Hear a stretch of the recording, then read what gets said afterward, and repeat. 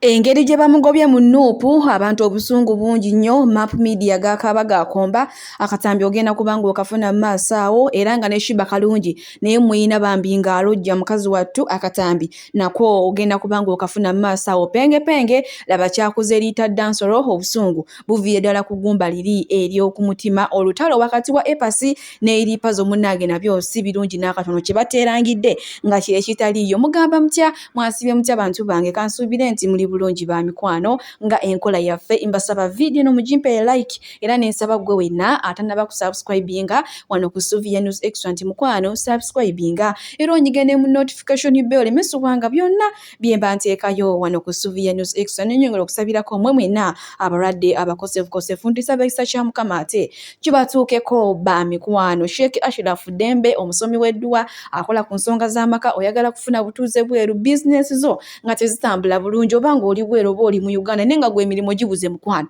nga buli wogenda bakulimbalimba bakugoba tebakuwa mirimu mukubireko enamba y'essimu weeri awo era nga tulina ne bannaffe aba BF Suma abajanjabisa ddagala lya butonde bajjanjaba endwadde zonna saagala kuwulira ng'okaaba omugongo simanya amannyo gannuma mwate omutwe simanya gunnuma ate nafunye kinsimbi mu lubuto owaayi bakubireko enamba y'essimu weeri awo ate wamma bakujjanjabe okitegedde ekintu ekyo munnange sigenda kulisa era nga nkuvuze butereevu bwe zwi paka wa sheebah kalungi ono nno muyina munnange maaso awo ng'atulaze okuva jjaneye ey'olubuto munnange yuuyo mama Kalimunda apaakinze engoye agenze mu ddwaliro bwe swi paka we yasindikirira ate bebi waffe ono omulenzi gwe tulina Amiri okitegedde ekintu ekyo muyina maaso wano ng'atunyumiza munnange omwana yansimba nze bw'olaba natya naine kati nafuuse omukyalo ow'enjawulo bannange omwana abakazi mubawa ebitiibwa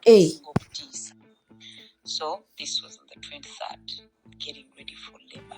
Oh my God. Sebake wiki yonna nga ndowooza binne ebintu ebisinga okutiisa munsi muno nga ya my own horror movie. Anyway, 23rd reaches. I'm excited. I have mixed emotions. I'm very excited to meet my beautiful baby boy, but I'm also so scared. I don't know what to expect because I wanted to push. But this is your mother. This is your mother going to bath. I wanted to push so that I can heal faster and work out and get back to work as fast as possible. But it's easier said than done. So wake up 23rd tugenze. Oh my God, banaye bakyala bannange mbawe ekitiibwa nayingira eddwaliro bamundaba anyambadde fur coat lipstick on. Shades zaalimu mu nsawo nga nazo mulaba ebigatto byange giraffe shoes. I was a cool chick.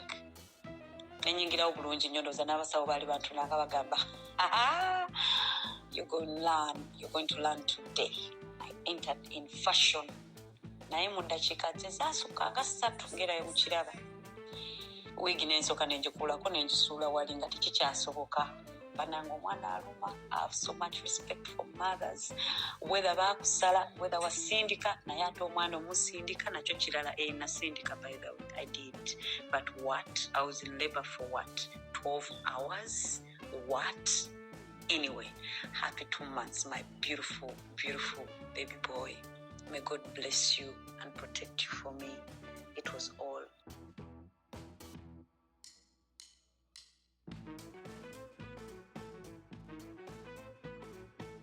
bw'atyo munnange sheebah kalungi ate atusobodde otusheyaringirako nga bwe yali yamala weeks namba nga atidde mbimanyi bitiisa oba tozaalangako ogamba oba bagenda kunsala oba nadda oba bebi wange agenda kuba afaanana atya ogamba obira olowooza ebintuntu ebissanyu ate oludda ebitiisa ne bannange bantu mwe mutokomoka omugamba waliwo yagamba mbu sheebah kalungi bamulongoosa bulongoosa era nga si mulala kamwogera erinnya yesenga asiri yagamba munnange ebyokusindikira byamulema ne bambi nga kibebi kyali kyaka bulungi nnyo kwegamba oli wonna sheebah kalungi mukwano we bale tuzaalira baby boy omulungi neera nga mu kiseera kye kimupengepenga amwambalidde.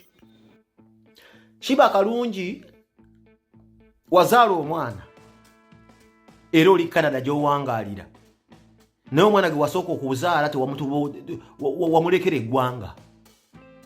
Sheebah kalungi omwana wo gwe wasooka okuzaala wamulekera Uganda naye omwana abonaabona. Ntegeeza liita dansoro oyo omwana abaddewo nga kaleega kujjamu kayambala G-string gy'ojjamu ku show gy'ayambala. Kati wagenda n'omulekera ebiraapu bya gagatto. Ate nawe tewayogera nti todda. Wapaakinga bupaakinzi buli kyewayagala n'olinnya emigugu gyonna ensawo nga zijjudde ogenda Canada kuzaala nakubeera na musajja. Neerabye walekamu kati omwana by'ayambala. Daba engatto gye yagenze engatto. Omwana yayambadde engatto ng'esaba Federo. Liita Dansolo yayambadde engatto esaba Federo n'ewakanya enkondo. Kati epaaso engeri gyali mu comedy yabadde ayima nalaba engatto ng'egenze mu CPO bweti kakondo ng'esaba Federo. Paasi naati okusembera. So sheebah kikakatako bawafunamu ku ssere manyi kati saawa eno Canada bangamba okola. Era bangamba okola mu grocery shop. Senga sidi yasiba byogera mbwa akuyitako e Toronto ngokola mu grocery shop. Nga wonoonye empapula. Okasente k'ofuna okasindikira ono omuwala obaddamu osindika engoye mwayambalanga. Omuwala ali bubi. Nze laseewunya omwana oyo okujja mu conscience nga ayambadde gundi traditional dress yaffe y'Abaganda. Alina okuba teyalina ngoye era. Okujja okumanya si conscience ono simanyi Dexter Dubs. Najjira mu boarding y'Obuganda. Omwana oyo Samuel yali nabuuza ekola vile ne mbabuuza omwana oyo alina engoye. Kyanise kwe yanika lunwe. Omwana yazze n'engatto gye watereka nga wakasooka okuyimba luli oluyimba lwa ice cream. Oluyimba lwe wayimba olwakujja olwa ice cream siza amafaranga lwe bawandiika. Engatto gye wayambala mu ice cream oyo omwana gye yajjeeyo. Yeerabidde ate wali okwata vidiyo eyo nga gya live agikwata mwagisibisa super glue kakondo giteeka kuba kakondo. Akakondo nako kali tekali mwali weeya bweya sheebah tonnafuna ssente. Era akakondo ako Jeff yakatumya akatwe bakokerako kookere ku ngatto. Nga tamanyi nti nno ete akuuma oba kakondo gye nga bajokeddeko bookezi. Eduka ekisana nebeera ng'egenda kubeera ng'etendewalibwa. Omwana agijje mu books. N'agenda manyi ye palawuda mbe Queen Dansolo gwe tulina abeera nga asanyusa abayimbi abali bote international nello nga gyatandika kubeera mbu azina minus zino ezaba Jamaica. Engatto yaganye. Kati nnaagwe n'ekigo maaso gwa president gwe Liita Dansolo. Next time bw'olabangawo omukulembeze w'eggwanga awo ng'atudde. Mind your moves. Kakonde ye bakusuula n'ogwira president waffe tujja kukuba ebyo ebinnyo. Ogwo omutwe okulinga enguumi ogwo wadde ogenda ttula.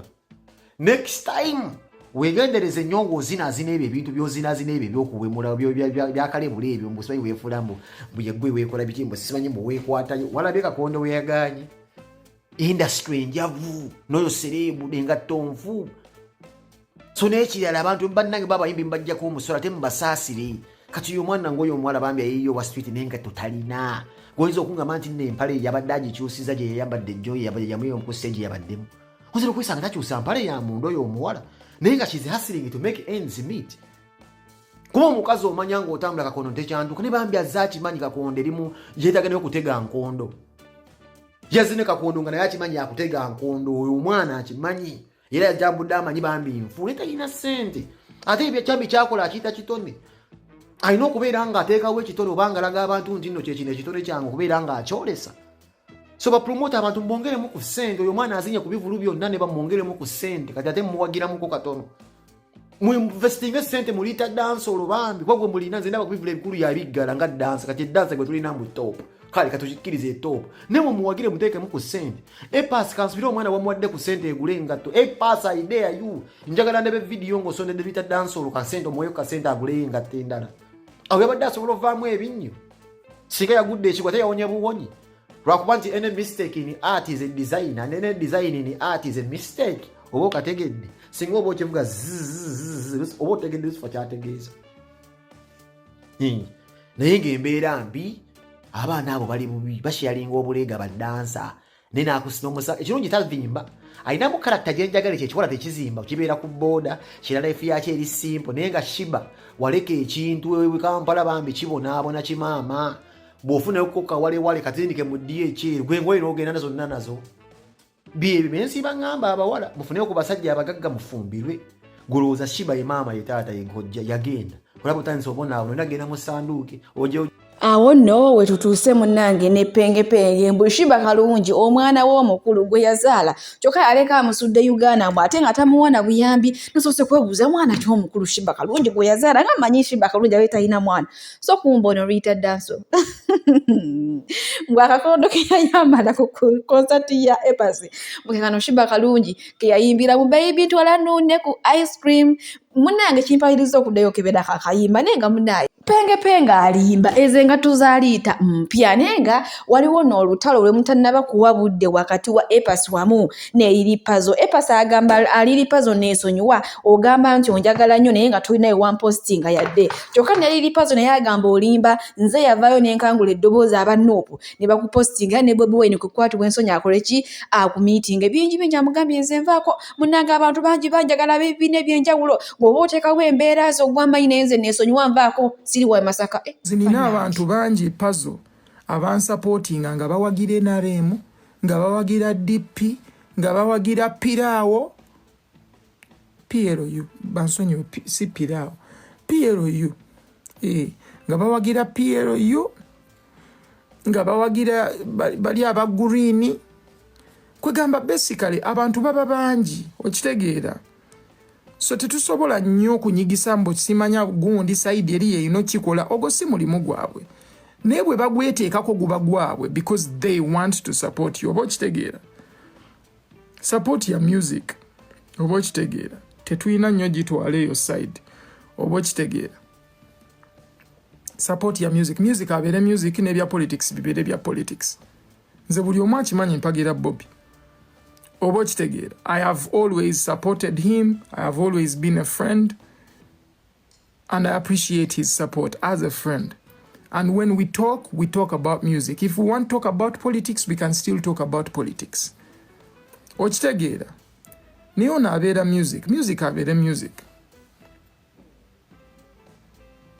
Tulekeraawo okozesa bakyali baffe oyagala okozesa kyaliwo mbu lwakuba oyagala show yeekole lwoyagala obuuze Bobi Wine omukyalire okitegeera obeera user saagala kubeera user ku kyali wange bw'aba anjagala era abamanyi ebintu bw'atyo munnange Epas avuddemu omwasa amugambye eriripazo n'esonyiwa nze nfaako neerabira gye wandaba ono weefuula ayogera ennyo wano nga tolina nawe wampostinga yadde kyokka nga n'aliya ne skini yampostinga n'abayimbi abo ate weefuula ayogera ennyo naye nga eriripazo yeyimusa eddoboozi kuba yagamba Epas oyagala nnyo NUP naye naye tewali wa NUP yavuddeyo okupostinga eriripazo yeyayogera aba NUP ne wali wakapostinga Epas kati simanyi oba ekyo kyo yakiraba Epas oba teyakiraba naye nga ye eriripazo ndowooza ennaku zino yafuuse mwogezi wa Fangoni so kumulabe katono nnyo ng'alina byayogera ku Fangoni ate tusobole okweyongerayo ba sweetheart n'agaali Budo Freedom Beach emulungo ku kidde wa Nyakaana abavubuka mwenna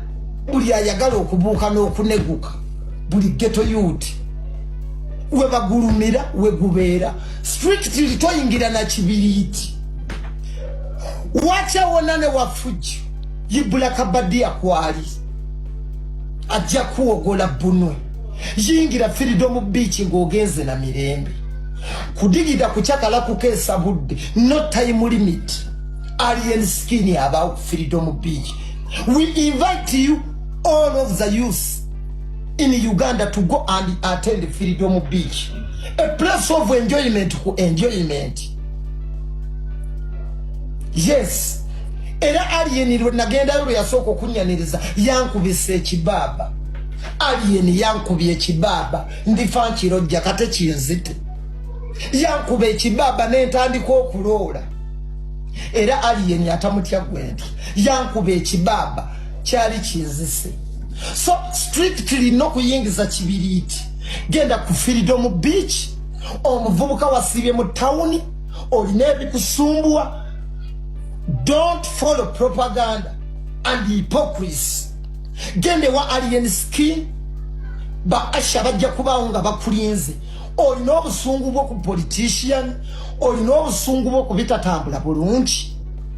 Gende wa alien ojja kuvaayo towoloko ngukakanya abavubuka bonna mu Kampala ba celebrity tewali kifo we mugenda kufunira mirembe na kukakana ku mmeme nga ku Freedom Beach. Tugenda kutekawo mic session oba oluzungu lweyo whereby youth come and express their talents. Abavubuka buli lunaku nga bamureke jam rock Freedom Beach akakola weekali ekibaba wekiri wacha wanane wafujjo era ba politician mwenna tubayita jajja mwami tukwetaaga ku Freedom Beach funayo lunaku okyalire ku bayayi gye tuli nnyo ate tojjanga lonsa Otegeera. Era akaffe kootuwa jangu nako ng'okatadde mu kibaketi. Otegeera. Tukagabana awo tetwagala kuvaawo nga twekubye ebikondi ate nga tuzzeemu okwawukana. So tubayita bwenna bannabyabufuzi. Mujje mutwegatteko. Ajati Namyalo tukyalireko ku Freedom Beach. Yes. Opposition tukyalireko ku Freedom Beach. Wabula togeza nojja na bigambo ku Freedom Beach. My friend. Tojja na bigambo ku Freedom Beach. Oli munnabyabufuzi engatto zijja kulya. Tojja na malusu ku Freedom Beach. Tebatuweerawo ssuubi. Temate makoze nako tukaliye. Wali tebatuweerawo ssuubi. Tebatugumya. Temate makoze nako tukaliye ku Freedom Beach. Katemeeteme bageto yuti bakaliye. Tojja na bigambo bituwa ssuubi. Jjajja Muhammad. Tojja na programu nemu. PDM zirekeeyo. Jjajja Mwami tojja na ghetto structure tukwegayiridde. Jjajja Mwami tojja n'emyoga. Munnamasaka munnange ndowooza yasazeewo ate kubeera mwogezi wa Fangoni naye tunaagamba tutya kimu bibiri Fangoni naye yasooka n'ayisaamu CEO wa Fangoni eggaali n'amuserebula n'amusubbula bwe bbulususu.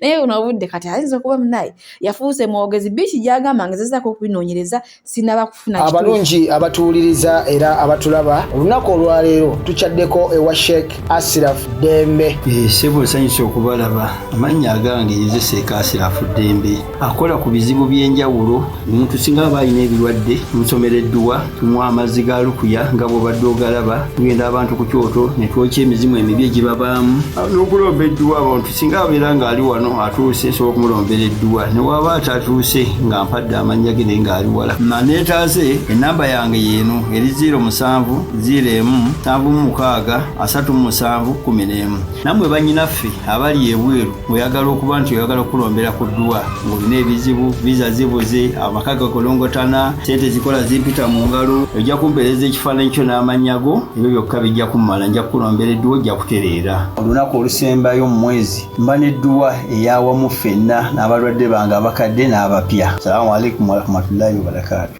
Bwe tweyongerayo ne Kadaama eyasula omuvubuka eddalu bbaawe taata w'abaana kyokka nno balina n'abaana abalongo balina abaana basatu abalongo n'addira yabeera kiza yabeera ani naye munange omukazi yasula omusajja eddalu oluvannyuma lw'okumumanyira n'amuliira obukadde bwe 9 nze banange newundiira 15 bampulira nzigwawo oba nayagala nnyo ssente. Kati sookolayo bakadama bongedde okulumyawo bonna babaliira ssente zaabwe munaye bakyewera so muwegenderezo ssente z'abakadama banaye bagenda baloga abasuula eddalu kati sookola boona essanyu lyawulira. Kadaama mulumbe lwa mukwano gwaffe oyo ow'embwa kitalo nnyo kitalo ddala twagala okumanya okuziika bwe kugenda otambula twagala kumanya embwa yo eri mu mbeera ki okitegedde ate era omulambo gwo guli mu mbeera ki biri bulungi yekyebuuzibwa emmotoka tekoseddwa. Twagala kumanya ebintu ebigenda okubeera mu kuziika we bigenda otambula. Sofa tuli mu bunakuwavu naye ate tulina osireyingamuko si mu bubi. Kitalo nnyo mwana mulezi kitalo ddala. Bannange tubonaabona naffe abamu bannaffe bakomerawo mu makeesi era ekyamakulu ekikolebwa ku intaneti wano eno kutuwazi RIP. So mukyoli bw'aba alidde ssente ya Kadaama tetujja lemererwa kubeera ng'ate tuwayo zi RIP temugenda tugana kusiiga ku mimwa na kwambalako nga basire queen be Uganda bwe mwandibadde oba nakubeeragiramu akatinitiniye RIP mukwano. Emmotoka tefunye buzibu etomedde omubbi w'essente oba omusituzi w'embwa ye kati embwa eri mu mbeera kyani agenda ogisitula. Naye ate kuno kulabula eri mu abasigadde nti oyo waba abadde asitula mbwa ng'ekigimusituza kubba ssente za Kadaama. You people abalala nze ngamba mwetaaga kusitula mirambo. Mwetaaga situla mirambo ne gibakunkumukira ku mubiri. Okiwulidde? Eyo embwa erina okubaako gweddira mu bigere erina okubaako agisitula omulala. Twetaagayo omuntu agenda ositula embwa eyo. RIP namwe abangamba mbu ninga atali muzadde ndi muzadde bati wekijjanga ku mwana wange n'abeera nga yazanyira ku ssente z'abantu oba ku maanyi g'abantu, let them do the same kye bakoze ono. Nze ndi maama omutuufu kubanga nze mmanyi nti ekyandeeta eno nange nali nsobola obubbi naye saakisalawo, so munjasamire katini twegweko mu lumbe. I love you etya tusabe ez'amabugo tuli ready oziwaayo nezitereza embwa bwebanga erina weemenyeseeko nga nagisitula omulala talina ngeri gyagenda gisitulamu. We are ready. Omulambo muguzingezinge bwe muti muguteekeko ebikoola bya lumonda zini mugugire ng'ekikata. Ekifaananyi ky'omuvubuka eyalabikiddwa ku social media nga yeetisse embwa envundu ngezezaako okukinoonya naye kino ekifaananyi kye bampadde nti yali afaanana bw'ati nga Kadaama tannaba kumusuula eddalu, naye naye olwamusuula eddalu kwe kufaananako bw'ati ow'omulaba nga yeetisse embwa envundu. Naye nga bo omukwano ba Kadaama bakyeweera ddala, bagamba kwobeere nga walya 10 ogenda kukizzamu, naye nti bayita mu bugubi. Bayita mu bugubi mbu bakola tebeebaka ne bavuma kwegamba buli mbeera yonna embi gy'omanyi ne bagiyitamu. N'esogwe n'alya ssente ya Kadaama bagenda kusuula eddalu n'okubuulira mukazi wattu musajja wattu sooka olaba ono yenna atambula na mbwa nvundu ate alaga ali bulungi naye nga bulungi bwawa kulya ssente za Kadaama. Munnange bwe tweyongerayo n'omukulembeze w'eggwanga Donald Trump emabegako awo nga yakalayira yakadda ku lwa pulezidenti yavaayo n'agamba nti agenda kugoba abagwira bonna mu ggwanga lya Amerika era ng'ab'omu Uganda omuwendo gwali 393 be bantu abagenda okukomezebwawo Uganda. Kati maaso wano waliwo atokomoka omugambo omuyitirivu ennyo ngenda kubanga mubatuusaako era nga ye simanyi oba akoze lisiti eyiye oba be abamu abali ku lisiti abagenda okukomezebwawo. Hambudamu lisiti abantu bakyagala lisiti. Sala Joy bakanansa yasooka ku number 1 Joy Muwanika aka Ghost Katongolo Mutongole Nabbi omukazi MC Kapale Jenny Bulya Masembe Nonya Linya Lisembayo Patrick Grace Sekamate Lagabeni Sophia Nantongo Selector Williams Haidale Bosa Angela Kalule Charles Oimuke Sylvia Namugenyi Loi Kapale Sanyu Nantumbwe Robert Matakaki oyo muna Kenya Katende Michael gwe tokaagala mukwana akatabaako gwe agamba munombo akatabaako gwe tokaagala ani atakaagala katuukikako Kamaleyo listi wamma Latifa Senyonga aka Musubika eyazanyanga ne Senga Nantumi Jamila Kalungi Jennifer Kabanda Wano babera Boston mu buga buno Waltham Flemington Somerville Watertown Newtown Woburn Needham Blyington babera mu apartments mubatero kungane bonna basinga mwe basula Kirindi babera Bazita Road Barony Apartments White Avenue Apartments ne Garden Crest Apartments Boston Massachusetts. Information yonna tugirina n'abamwe numbers zabo tuzirina, so guess what, your list. By the way, the total value is 32. Agamba nti hamudala oyina golimbi oyina kapere thought is in UK kapere mambi bannange. You know, Raga Beni taina mpapula tebampadde erinnya ye Kaketo Beni. Yes, twafunye damanyage era mugambye ku Monday bwe tolukera ngenda tulawa neno bulungi nfune kamera yange ndikola decodinga nkubire ice omuko actually a plan nagisazizza musomero akinchajogera ngenda kubira ice bagaye mukolera appointment ngende yo bebajimpe nchoba oludako ngende yo njaba kwatira video mbawe gundi mbagambe am even available to assist in anything bebagala interpretation is sinabuzibu njagenda bagambe antabanagala bajja kwefulata abanyiruzungu I will interpret for them. Guess what, anagamba ntiti njabo ngamba abugambi onagambye yali yakowadda mu mutwale. Yes, bekuwa kusala kigambo ngenda kisala ne I will make sure nti bagenda mugenda kudda ye Uganda, government ye Uganda ebalinzi. Matter of fact, walo list y'abantu 390 Trump yagifulumya dda ali mu discussion ne government ye Uganda ne Kenya ne ye Rwanda kubanga 390 enyonyi zibalina zitwala abantu bangi 5-8 abebiti kati bagala batwala East Africa yonna bakikole rumu bayiwe Kenya bagende Uganda bagende Rwanda bagende Burundi bakomewo. Yo wali abalala betagisa nabo bajja bayiya ate government ye Colombia yaganye enyonyi yaganye 2 Trump na take sanction travel restriction within 2 hours bade bamaze kuchusa mindset ne bakkiriza. So guess what, Museveni yagisikiriza dda ne Kenya bakkiriza dda bali mu bbawa n'abana Kenya bali wano bali mu bbawa ayo bannaabwe nabo babako wadde bannange twabako America is for Americans. Let me repeat that. America is for Americans, not for you.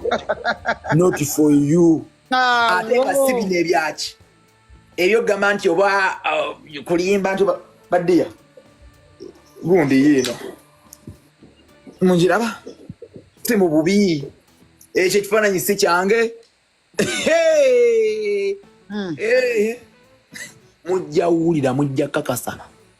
They sent Nigerians already. Trump is byebyo nno so gwe wenna munanga alinayo omuntu kanyasaala kubanga abantu be bagenda okumyawo Uganda bali abantu 393 kitegeeza bonna tebaweddeyo tomanya wonyiikira n'osaba owo ayinza okubeera kwabo abagenda osigalayo naye nga bannange abantu beyo ekonomi ya Uganda nga sinyangu bannange olwomuma mutandikirawa olaba tugibeeramu naye neetukanula amaaso munnange bwe tweyongerayo mu NUP nno amawulire agavaayo si malungi oluvannyuma lw'okuyimiriza omwami abadde atambulira ku Bobi Wine wonna buli we bagenda amanyikiddwa nga NUP media ono nno afunye ekibaluwa kibakuntu yekifunye jjo nga bamugamba taddamu kusembeera Bobi Wine yadde okutambula naye yadde okumupostinga yadde okumukwata ekifaananyi n'agamba ye talina kintu kyonna kye yakoze ngena kubanga mu batuusaako mu maaso wano nga abanyonyola jjukira ekibaluwa kino bakimuwali ne bamugamba kibeere kiki nga ye kya munkukutu akisirikire bannange omusajja nga akoze kyamaanyi ono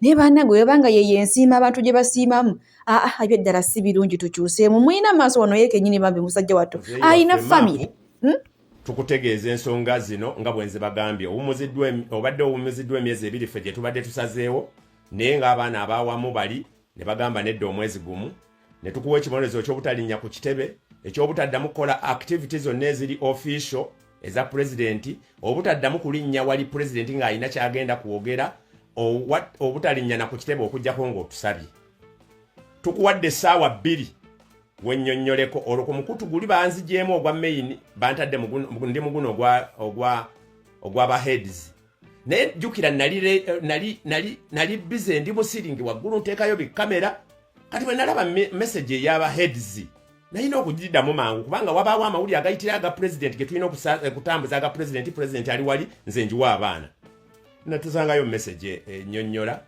era nga bampadde essaawa 2 okweyogerako era bwe bamala okweyogerako then banzije ne mu group nzije ne mbagamba oke byonna mu byogedde nzikiriziganya n'ekibonerezo kye mumpadde nzikiriziganya n'obutakyogerako I'm going to serve my sentence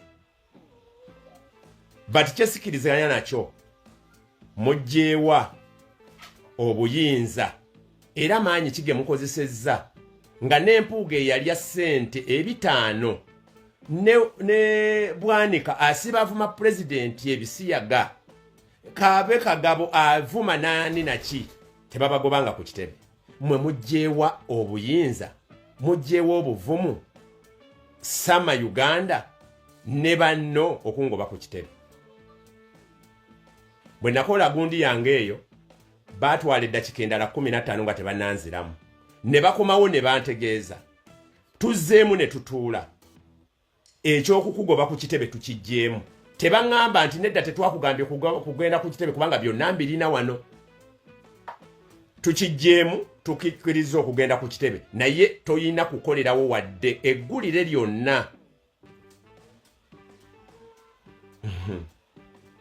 ne mbaddamu ne mbagamba nti temulina lukusa temulina buyinza bunzikiriza oba buŋŋaana kugenda ku kitebe wabula muyina olukusa n'obuyinza obunyimiriza I accept era ekibonerezo nkikkiriza era n'ekyobutogera ku kibonerezo kyange I salute you nkikkiriza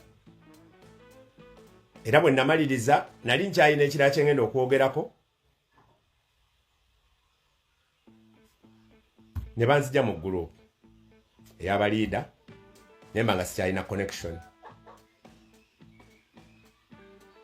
ngamba kansavinga ekibonerezo kyange era sadda kubagamba kubanga ebyaffe ebimu tubikolera munda saddamu kubagamba mba ndi awo ntambula eggulo otaddeyo posti ontaddeyo mukama wange pulezidenti mba nnyonnyola ono ye pulezidenti wange eyawangula nze siri ku biri bya bigundi baŋŋanyira yivu zaabwe bwatyo munnange omwami MAP Media nakati akyebuuza kiki musango ki gwe yakoze ogwo ogutuusiddwa okumuwa ekibaluwa kiba kuntumi nga bamugamba taddamu yadde okusemberera principal.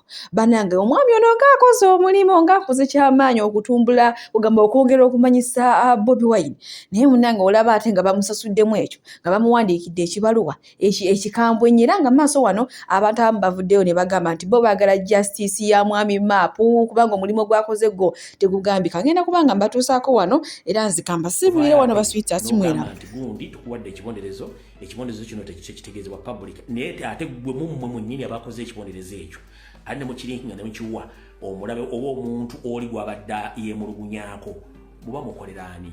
Era wano wembuuliza information ekwata ku president n'enteekateeka ze eri seefu.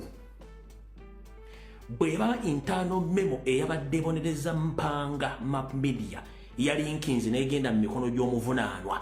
Information ekwata ku struggle yaffe ekwata ku president eri seefu ne president ali seefu. Bweba nga internal memo admissing ewumuza omuntu for 30 days yasobodde okulinkinga n'egwa ku muntu. President ali seefu ne byasalawo ne decision ne plan zetugenda okugenda mu kalulu oba. And this is my question. Nchiddamu gwe yagamba nti ebintu bire bya munda ate information mugirinkinga information ekwata ku plan za NUP ekwata ku plan za president eri seefu era president ali seefu namwe abakola ebintu ebyo. Yes, fena tugenda kukiriziganya buli muntu alina ensobi somehow somewhere. MAP Media alina ensobi ze ng'omuntu. MAP Media si Yesu Kristo si Nabbi Muhammad alina ensobi ze. Ekyo buli omu ensi yonna ekimanyi MAP Media alisamu alinamu ensobi mu mirimu gy'abadde akola bajja akola ng'omuntu. Naye ali professional gye mulaze okulinkinga information nga mwekenyini mwagambye nti information ena kubeera private ne mugirinkinga ku muntu oli gwe yali avunaana nga n'omuntu gwe yavuna temwamuteeka mu kaguli kumubuuza nti kino kyava ku ki mwe ne mukola decision ne mwe mulinkinga decision muba mukolera and then president ali seefu ne security z'ekibiina oba ne information y'ekibiina eri seefu.